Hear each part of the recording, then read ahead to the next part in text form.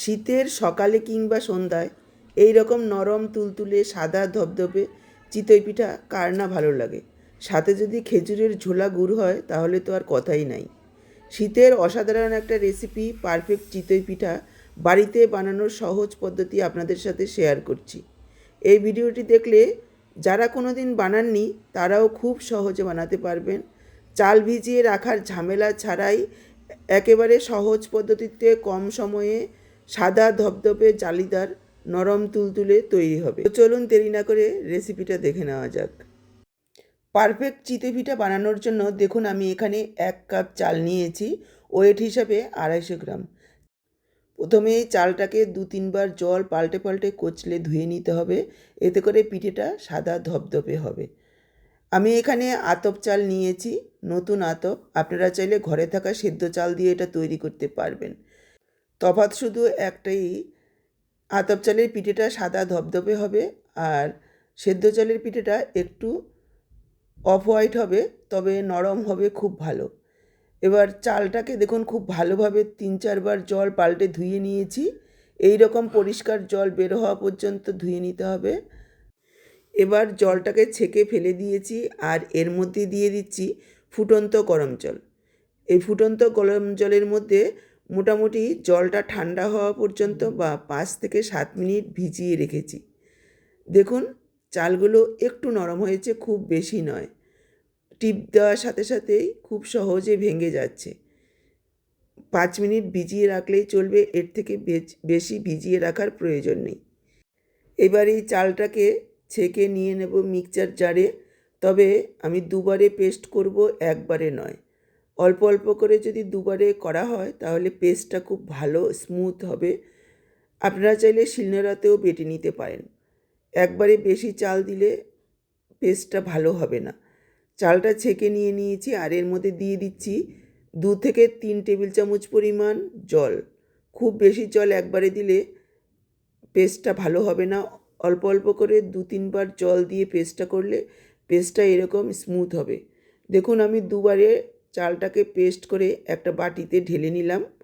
এবার ব্যাটারটা অনেকটাই ঘন, দেখতেই পাচ্ছেন এতটা ঘন আমাদের হবে না, আরও পাতলা করতে হবে। তার জন্য মিক্সচার জারটা ধুয়ে অল্প জল যোগ করে দিচ্ছি। তবে এখানে একেবারে ঠান্ডা জল দেওয়া যাবে না, উষ্ণ গরম জল যোগ করতে হবে। এখানে আমি আরও 1/2 কাপ পরিমাণ জল মিক্সচার জারটা ধুয়ে যোগ করে দিচ্ছি।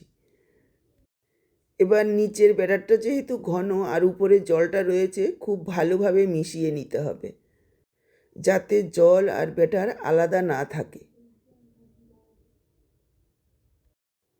দেখুন এইরকম স্মুথ একটা ব্যাটার তৈরি করে নিতে হবে।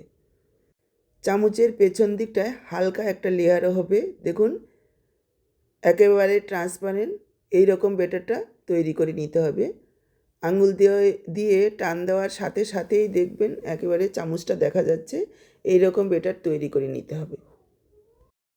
এবার এর মধ্যে দিয়ে দিচ্ছি 1/2 চা চামচ লবণ স্বাদের জন্য আর 2 থেকে 3 টেবিল চামচ পরিমাণ কোরানো ফ্রেশ নারকেল।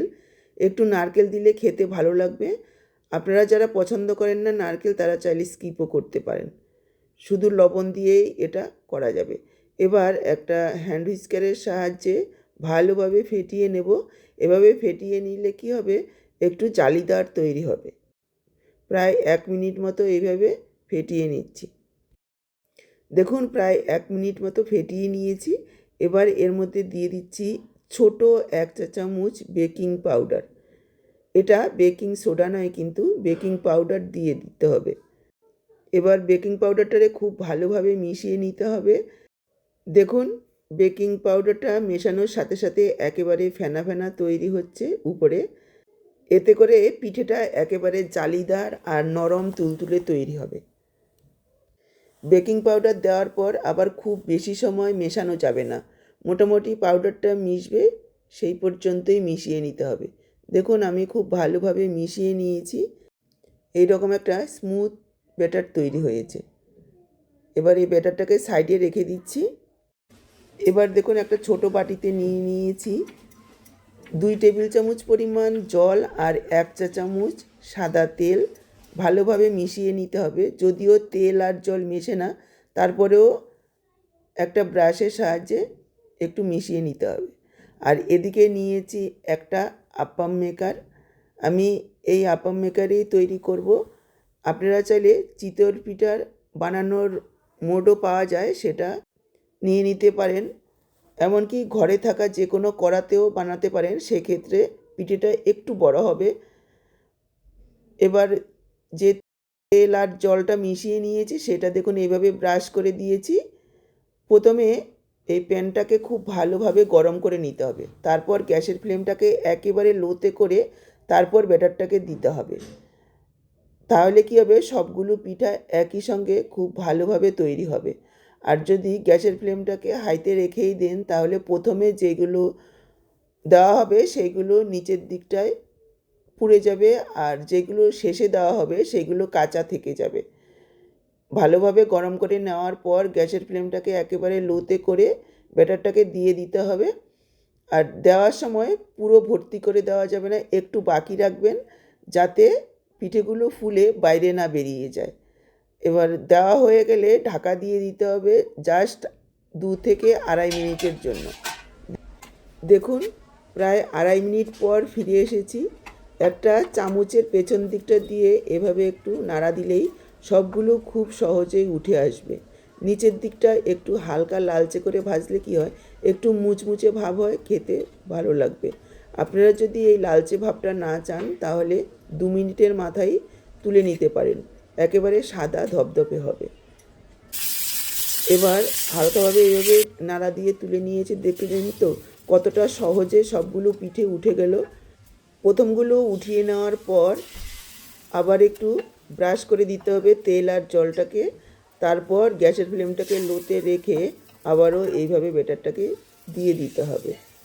মোটামুটি 3 মিনিটের মধ্যেই এক এক ব্যাচ তৈরি হয়ে যাবে। আর এইভাবে আপ্পাম মেকারে তৈরি করলে অনেকগুলো পিঠে একবারে তৈরি করা যায়। আর কড়াতে করলে এক একটা করে অনেকটা সময়ও লাগে। দেখুন আবারও দেওয়ার পর প্রায় 2.5 মিনিট মতো আমি অপেক্ষা করেছি। সবগুলো পিঠে কতটা সুন্দরভাবে তৈরি হয়ে গেছে, চামচের মাথা দিয়ে নাড়া দেওয়ার সাথে সাথেই উঠে যাচ্ছে। খুব বেশি জোরপূর্বক উঠাতে যাবেন না, তাহলে ভেঙে যাবে। হালকাভাবে চাপ দিলেই উঠে যাবে যখন পুরোপুরি হয়ে যাবে। দেখুন আমি হাত দিয়ে ধরেই তুলে ফেললাম, আপনারা চাইলে চামচ দিয়েও তুলতে পারেন। গরম যেহেতু অবশ্যই চামচ দিয়ে তুলবেন। দেখলেন তো কতটা সহজে একেবারে সাদা ধবধবে নরম তুলতুলে জালিদার চিতই পিঠা তৈরি হয়ে গেল। সাইজে একটু ছোট, তবে আপনাদের মোলটা যদি একটু বড় হয় তাহলে সাইজে বড়ও তৈরি করতে পারবেন। সাথে গরম গরম ঝোলা গুড়, সকালের ব্রেকফাস্ট কিংবা সন্ধ্যে টিফিন একেবারে জমে যাবে। বন্ধুরা আজকের এই চিতই পিঠার রেসিপিটা আপনাদের কেমন লাগলো অবশ্যই কমেন্টে জানাবেন। আহারে বাহার রান্নাঘরের এই ঘরোয়া রান্নাগুলি যদি আপনাদের ভালো লেগে থাকে তাহলে লাইক দিয়ে পরিবারের সবার সাথে শেয়ার করবেন। আর নতুন নতুন সহজ রেসিপি পেতে চ্যানেলটাকে সাবস্ক্রাইব করতে ভুলবেন না। আবার খুব তাড়াতাড়ি দেখা হবে নতুন রান্না নিয়ে। সবাই ভালো থাকবেন।